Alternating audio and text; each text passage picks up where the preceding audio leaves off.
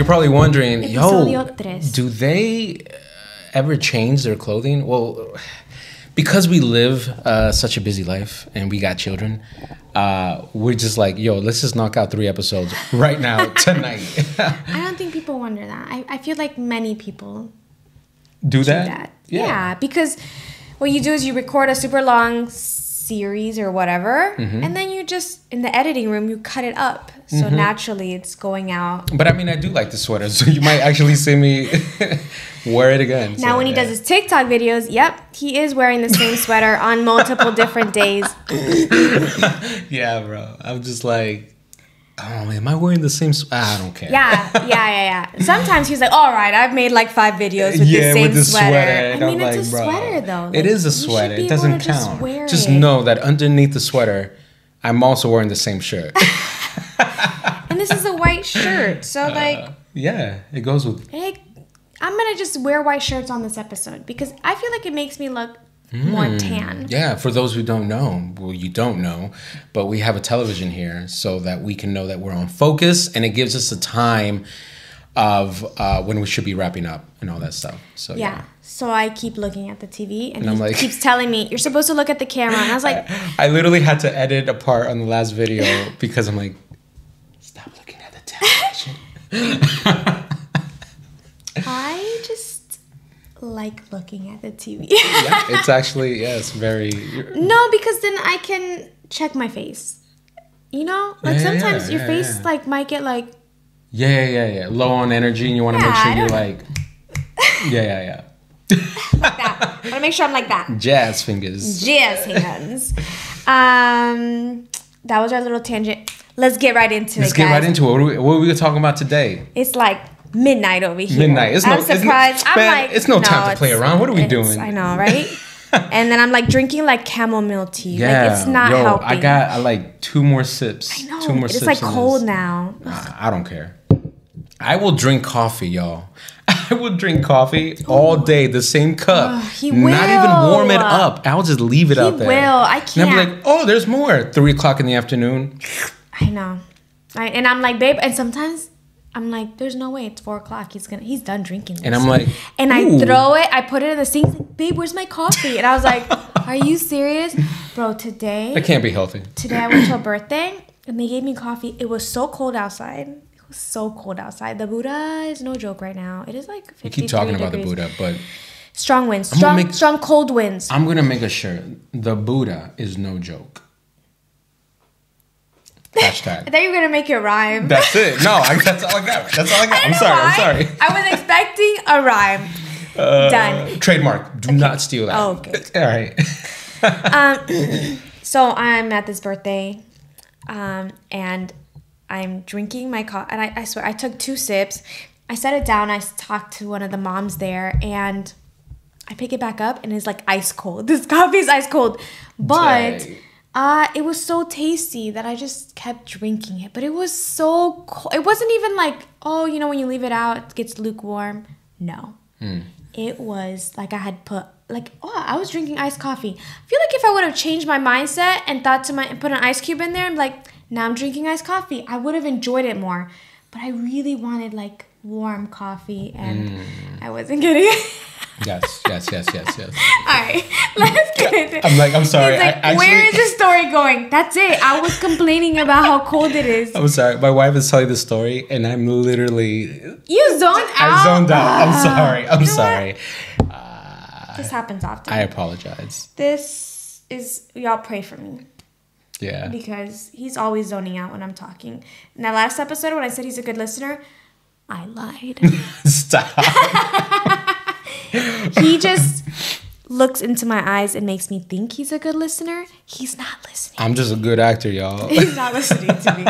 He is spaced out thinking about multiple things. Yeah. Let's get into it. We are 5 minutes in. Oh, okay. All right. Let's get into it. What we're going to talk about today is community. And you're probably wondering, it's like, why are we talking about community? Well, community is so important. Yeah. So important. Community in so many levels. It keeps you in check. All right. That's the first thing. When I think about community, So I'm going to ask you that. So I want you to think about it. But for me, when I think about community, it keeps me in check. For those who maybe I can expand a little bit more on that. It keeps me kind of like sharpened. Like these are two knives. Sink, sink, sink. Oh, yes. That was really good imitation. For a second, I thought it was two knives. Sink. And so, sink. How? Okay, Are you making fun of me? I think we got the example, babe. But I wanted to give a brief, like, if you missed the last 2 episodes, please watch them. There are testimonies on up how until we this got point. Here. Yeah, so we are picking up on episode 2. I gave my testimony. On episode 3, Gabe gave his testimony. So now episode 3, episode 4, we are now coming together and we have met. And I had just gotten out of the clubs and I was looking for the same community I had with my party friends. Right. But in Jesus. Right. And Gabe. I had the community. Like, I felt like I built it. It was ready. And so when Eileen came, she just kind of just fit in like a... Kind of had the community. Yeah, kind of had the community. Kind of. It wasn't to where it was. I mean, at that level, I felt like, man, this is amazing what we have right now. But it just got better. Especially when my wife joined and her sister. And when they joined, it really like gave us a well-rounded community, because at that point, I think it was just guys. Yeah, well, because they were in such dangerous parts. And more people started to So they were just reaching, they were in the streets of some really dangerous neighborhoods. Yeah, there's a lot of drug dealers, prostitution, drug users, homelessness. A lot of poverty. And so naturally, guys gravitated and girls were like, ooh, this is sketch. Yeah, just to pick up. But I saw it and I was like, let's go.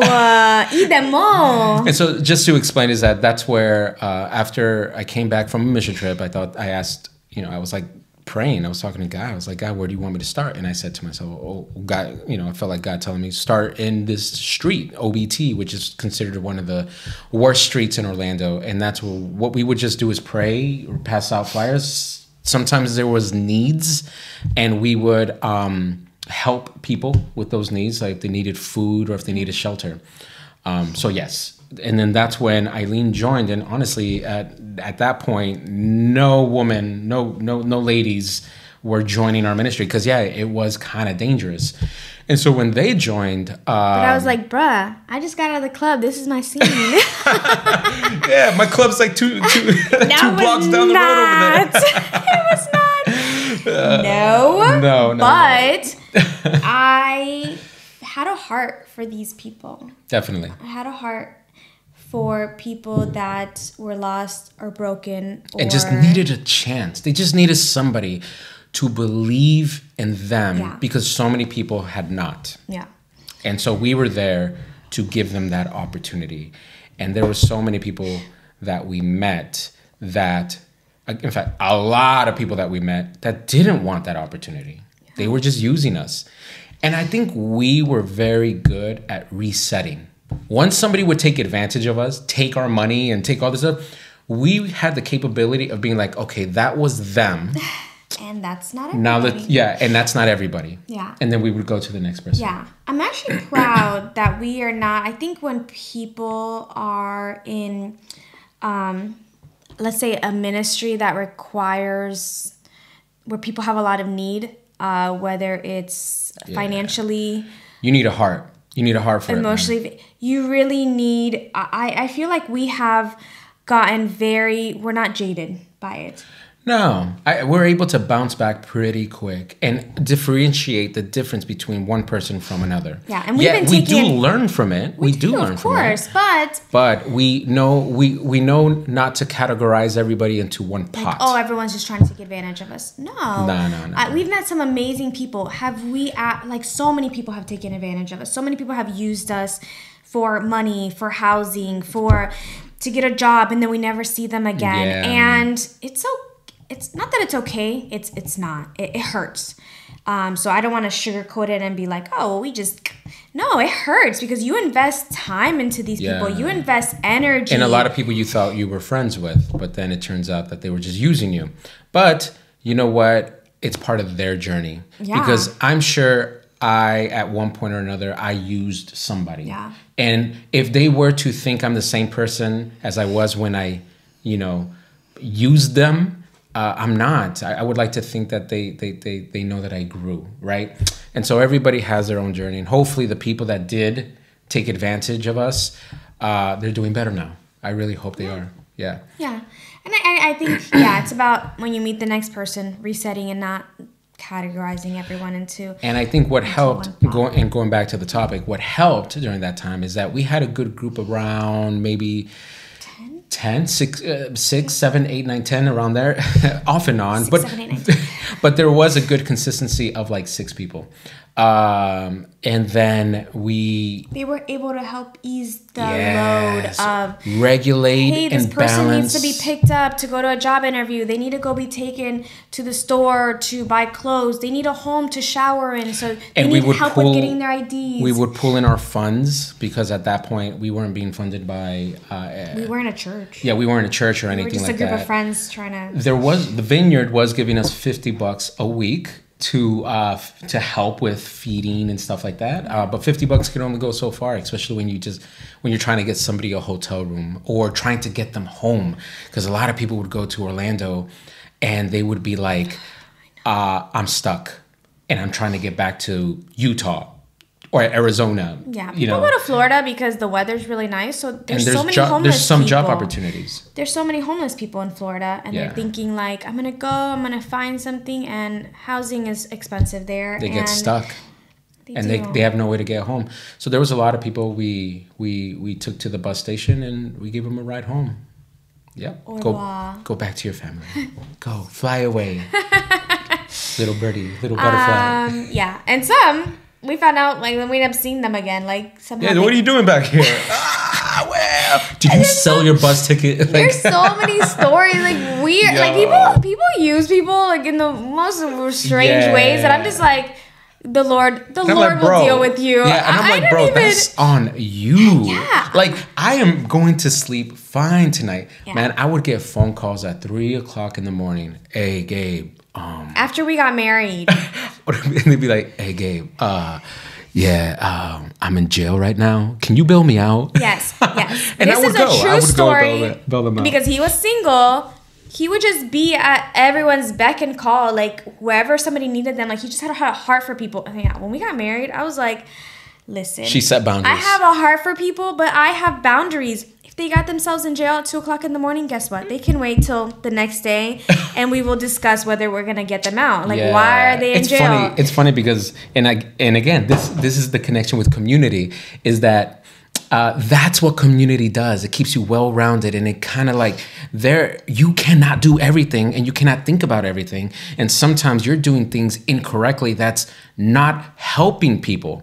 And with my wife joining our community, at that time we were just friends, she helped us to see that certain people had to face the consequences of their actions. Yes, we can help them, but they don't need to be calling us at 3 o'clock in the morning to bail them out of jail. You know what I mean? Yeah. And so those were things that really helped out when we were first planting our church, because with Julio and Sharon coming into our group, when somebody would take advantage of her sister Amy, when one person would take advantage of, if somebody would take advantage of Eileen, well, that means they took advantage of all of us because we're all part of the same team.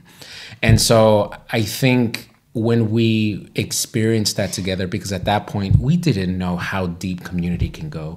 We didn't know the potential that when you have people supporting you and people who have working towards the same goal and purpose. Yes. Working towards the same goal and purpose. And I think that is so important. And we didn't realize that in the process of us being taken advantage of, in the process of us putting in so much of our time and energy, emotionally, financially, just investing in all these people, what ended up happening is we, as friends, got closer. Gabe and I weren't even dating. We have friends now. They're still back in our church. Mm-hmm. They're leaders in our church now, and we started this with them. 13, 15 years ago. Oh my goodness. We've been here 2 years. We need to start adding that. We need to start adding years. We always say like 13 years. I think it's like 15 years now. 15, 16 years ago. Yeah. So like, and they're still our friends and they're leading our church back home. They're part of the leadership team. Of the same church, they also were not married. We all came into this single and we all left married. We came in single, but ready to mingle, y'all. Yeah. So the Lord was drawing us all closer together in these moments, in these heartaches of like, and heartbreaks of us crying because we really wanted to help somebody and they got themselves into trouble again and we thought they were out of it, and these kids are under, with these parents that are on drugs, and you just want to help the children. And then the parents dropped off their kids at our house and did not pick them up for like weeks. Yeah. It was like, what do we do, guys? We took in kids from the streets and they stayed with us for almost a year because the mom just never came back for them. That's another story. And so like, but through all this, like our small little community of 7 or 10 just started growing, right? Because like in that moment, having these kids in our house, we didn't know how to manage them. We had to take them to school. And so like everyone pitched in. Everybody worked together. Okay, I'll pick up the girls from school. Okay, I'll drop them off. Okay, I'll pick them up and I'll feed them and help them with their schoolwork. We didn't have kids at the time. Right. And a thing that popped up and what you did earlier is like the sync, the sharpening is sometimes, and not even like in associated with like a purpose or a ministry, but what would happen also is like we would check each other and make sure that, man, are you doing good? Like I noticed that you lost your temper. Is everything going all right? You lost your patience with you lost your patience or this or that, and they would, I'm going through this or I'm going through that, and I think that's what community does. It keeps you aware of where maybe your defaults are.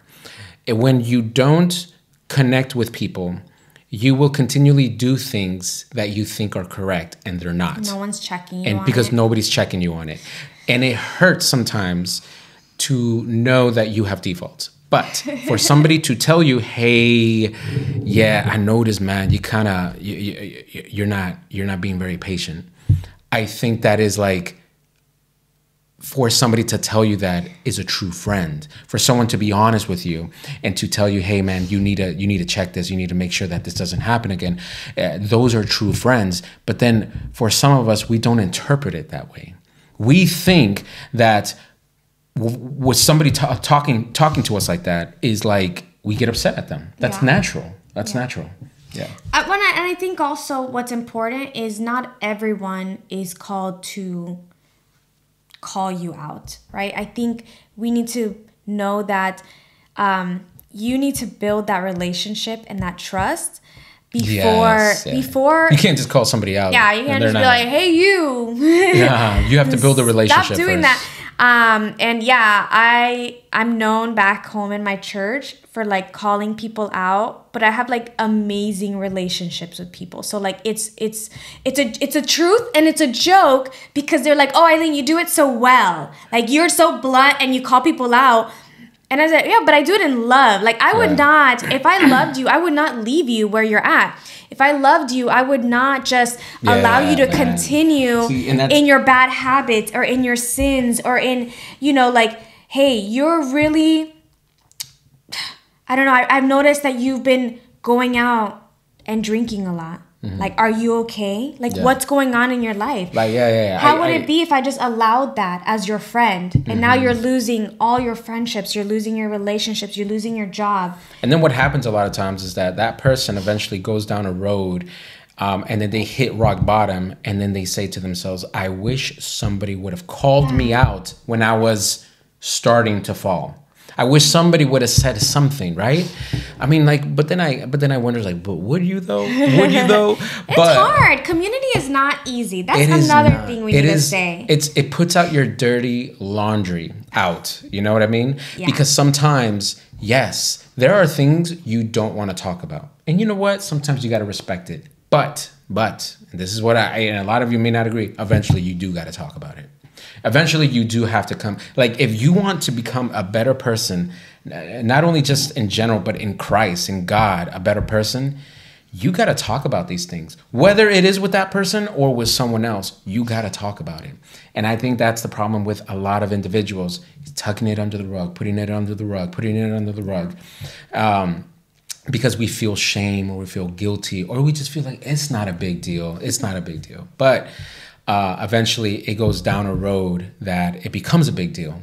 And man, and I guess we're very much aware of this and we're very much worried about this because we've seen it happen so much. Yeah. Yeah. And another interesting thing, and we've had this happen a lot, is I think when the road gets tough, we want to give up on community. We want, everyone's just fake. Everyone's out to get me. Like, no, people just aren't real. People are just about the drama. But then the question is, what are you doing? What are you contributing? What are you contributing? Did you talk to that person? And then they'd be like, nah, I didn't talk to them. Well, you should. You should talk to them. And you'll find out that maybe they didn't know they did that thing. Because they're on kind of like, auto drive. Yeah. Right? With their personality.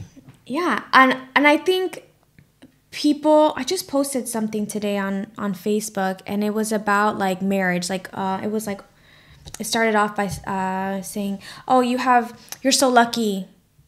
You're so lucky. Your husband's so amazing, or something like that. Yeah, it's true. It is true. I am. Yeah. But the whole little, like, it was like kind of like this, I don't know. Yeah. Call it. It was like somebody shared it. Somebody wrote something and then they shared it, and it's been probably passed around. Like a little devotional, a little, a thought. It was like a thought. It was a thought. And it was like, no, I'm not lucky. Like that marriage, she was saying any marriage that you see that's happy after so many years has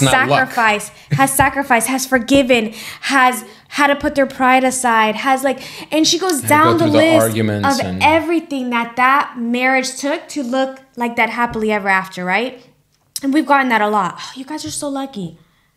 That's a whole other episode. Yeah.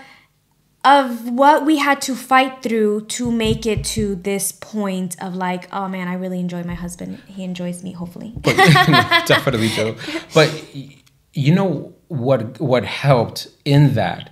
And this is the part that's very, very hard, because when it comes to marriage, you want to keep your marriage like, to just between two people, right? But sometimes you should connect with other couples or other individuals. Now, when I mean individuals, if you're a male, you should be connecting with a male, not another female, a male, a female to a female, male to a male, and talking about your marriage and how to better it, because that's what got us through the hard times, right? Yeah, when I talked to Julio and you talked to Sharon, and we were just like, hey, yo, you need to pray for me, man, because I am about to get a divorce. Like, I'm about to blow up right now, and I don't know what to do. And then that person, your friend, and I had multiple friends that would do this. Always leads you back to he's like, bro, your wife, your consider this. Yeah.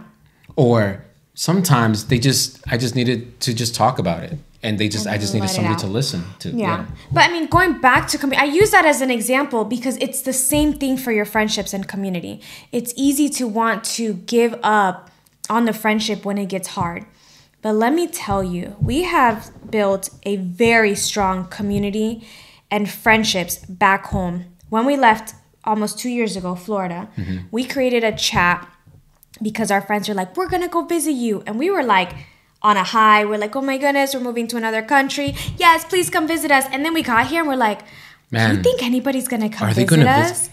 Every single one of those people and more have come to visit us. On that chat. And has stayed in our house. And some of them came to just hang out. Just to be with us. They were just like, I don't need a sightsee. We just want to be in your home. We don't need a sightsee. Home. Yeah, we'll go see this and that, but it's about being with you guys. And we're just like, we can't ask for better friends. But that community was built on tears and heartbreaks and arguments and bouncing back and reconnecting and forgiving. Oh my gosh, because showing grace. Because a lot of people like get into these arguments, like, you know, about, oh, you told me that I'm not patient and now I'm upset and da da da da. And then so we forgive, but I'm not gonna forget. No. It would be total forgiveness. Like, bro, I can see that you were trying to help me, and I see the sincerity. Thank you. And we move on, and the relationship and the community grows deeper, stronger, and longer. Yeah. Yeah. And I don't know, we've experienced deep community, and we pray to be able to have that here. Like, and we've made some amazing friends, and we're just like, with some of them, we have gotten into little like, ooh, that bothered me about that person. Like, that was weird. Why did they react like that? So if you're our friends, these are our standards, y'all. We want to tell you our business, and we want to know your business. Yeah. No, I just can't wait till we like disagree on something for the first time, and then I'm gonna like love you and forgive you through it. Listen, man, it's about the awkward moments. Yeah, I have so many awkward moments with my friends. Especially with like the barrier of language. But I think to myself, yo, if we can get over this awkward moment, we're gonna be good friends. Some of your closest friendships started with very awkward interactions. Yes, very awkward interactions. We won't say names because they might. Who knows? They might watch this one day. But it's a compliment. Some of your closest friends because we were able started with very awkward interactions. We were able to grow past that awkward situation and be like, nah, you're cool, bro. You're cool. We're able to laugh at this. And now we do. We bring it up like, what? We like to ask our friends, what'd you think about us when you first met us? And we tell them what we thought of them. Oh, I thought you were like this. And, you know, obviously it's so different now when you know each other on a more intimate level. So, man, I don't know. I love talking about community because we know we've experienced it. We still experience it. We FaceTime our friends back home. Right. They're now in different seasons in their lives. Some of them got married. Some of them just had babies. And these are people that Gabe was able to officiate their weddings. We were able to do premarital counseling with them. Baptize most of them. Baptize a lot of them. And so now to see them in this beautiful stage of this season of like now they're having their own babies and they're calling us like, will you be my baby's godparents? We're like, oh my goodness, of course. Like, it is the biggest privilege. Like, we're so far. We have friends that are planning to come visit us with their babies. Oh my gosh. I just can't wait. And guys, community gets me so excited because it is such an amazing and wonderful thing. Yeah. But like we said, with its ups and downs. It has its ups and downs. But even the downs are ups. So it's just ups and ups. Yes, because that down is leading you to like, it's like a skateboard. My kids are learning to skateboard. So it's like, you know, you go down, but what's just building momentum to like have a stronger friendship. Yeah. And so, man, And you know, I just want to leave with this because we're coming to that time. Yes. We're seeing it here.